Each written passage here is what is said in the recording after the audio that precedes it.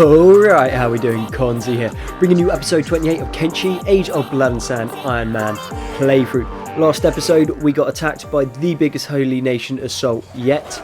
We didn't hold, we got taken down, everyone was knocked unconscious, and the Holy Nation got away. Thankfully, we took no losses in that fight. We did lose a few limbs though, but you know, limbs are easily replaced, that's not a massive deal. We're just going to gear everyone up the best we can. We got Lidus going to the way station to get some more limbs. He found a couple lost skeleton spiders.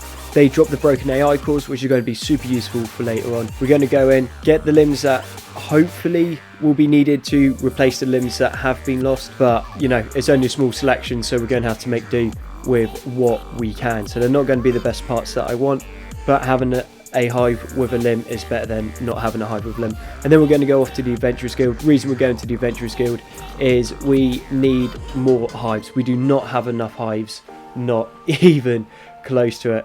So we have chosen to send the hivers to the base. This is a hiver only playthrough, so it makes sense to get them. It costs 5,000 for the finder's fee for the Adventurers Guild to come to your base, and then it's 5,000 per hive that you choose from the selection that you are given. So somewhat expensive, but definitely worth it. We got a bunch of hungry bandits coming in. Now, hungry bandits are kind of like a massive horde of really weak enemies that are good training for my lower end hives, as they use blunt weapons, so I don't need to worry about the bleed damage on those. So there's two types of damage in Kenshi. There's cut damage and blunt damage. Blunt damage is really good at getting through armor, and cut damage is really good against anything that doesn't have armor, and it does bleed damage on top of it. So my little hives getting a kick in here. It's just going to be good training for them. It's going to make them tougher. It's going to increase their attack and defense stats. So across the board, quite a useful thing to have these hordes coming through. A nice little bit of target practice, really, like a warm-up before a big fight. We also got Nippy, who is my good doge.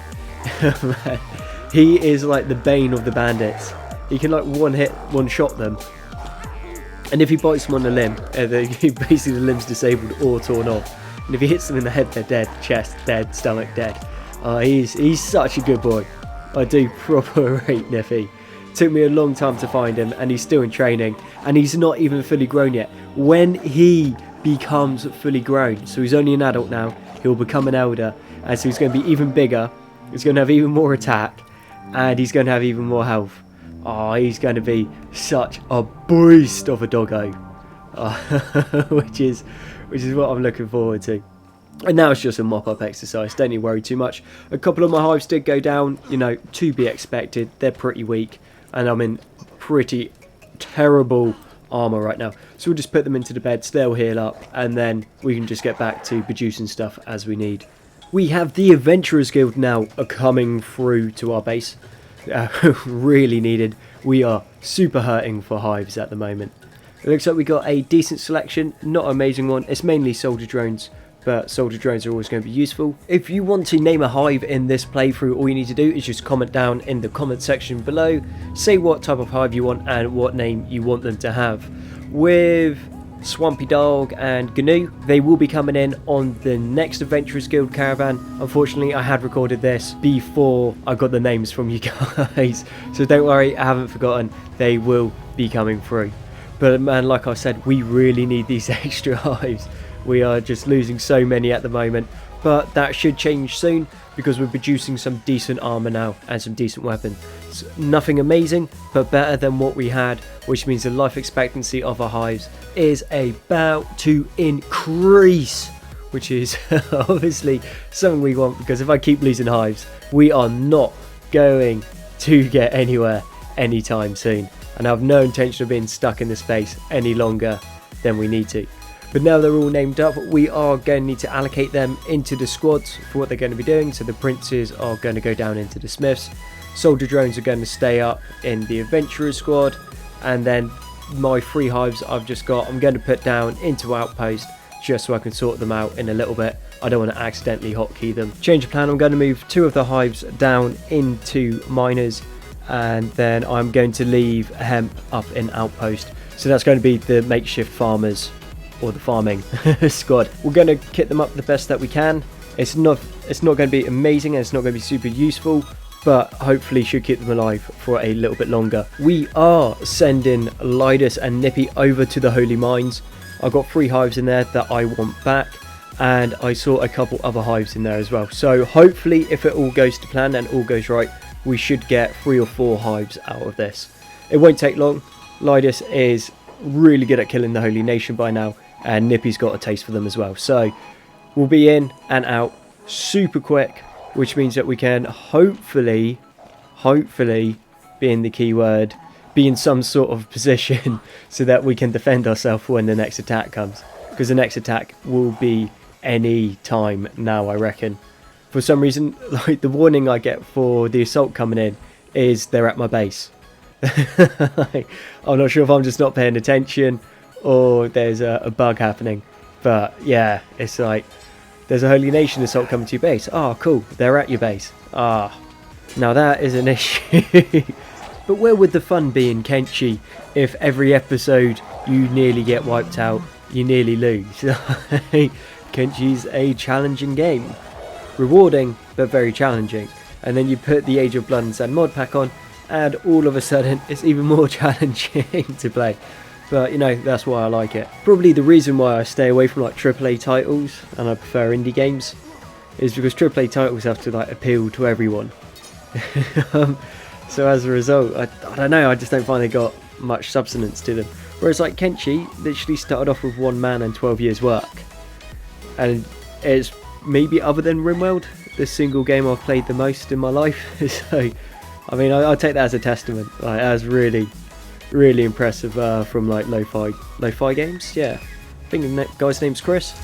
But yeah, impressive. Also, Kenshi 2, some more updates have come out for that, which I'm super looking forward to. So if this channel grows big enough and we get enough support, who knows, we might get early access to it, and then you guys can be with me on that journey of seeing what, like, early beta of Kenshi would be like. Well, Kenshi 2, that'd be amazing. But anyway, back to the game. We managed to get the hives out. There is 1 worker drone in there, so there's only 1 extra hive, so there wasn't 2. Bit of a shame. I have picked them up and I brought them back to our base, and hopefully they'll join us. So we got a triangle Fangs coming in. Not too bothered. There's quite a few of them. Obviously, Lidus isn't here yet. Nippy's a little bit far away. And oh, we do have a Western Hive farm trader, it looks like.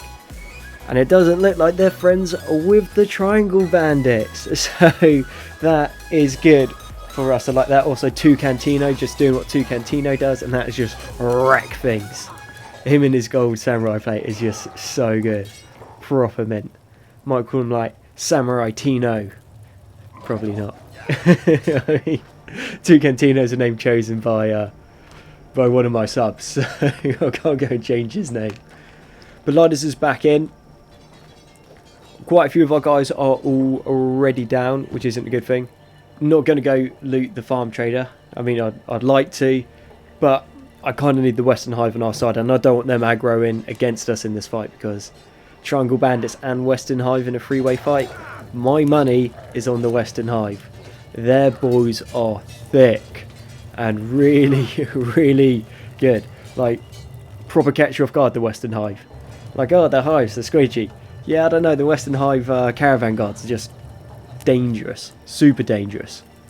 Ah, amazing. So, Holy Nation has now shown up. We know the Holy Nation isn't friends with the Triangle Bandits. And we also know the Holy Nation won't be friends with the Western Hive because they're non-human. So what's this, like, the Battle of the 4 Armies? That, yet again, sounds way cooler in my head. I've been watching way too much of The Hobbit and The Lord of the Rings recently.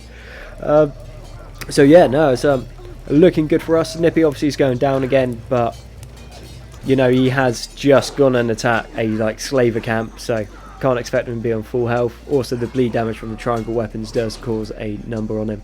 But whilst we got this very cinematic battle going in the background, do need to say a massive thanks to Non-Phantom for producing us the new intro art to our videos. So if you didn't notice, if you go back and have another look, it looks mint. Super impressed by that, and yet again, thank you, Non-Phantom.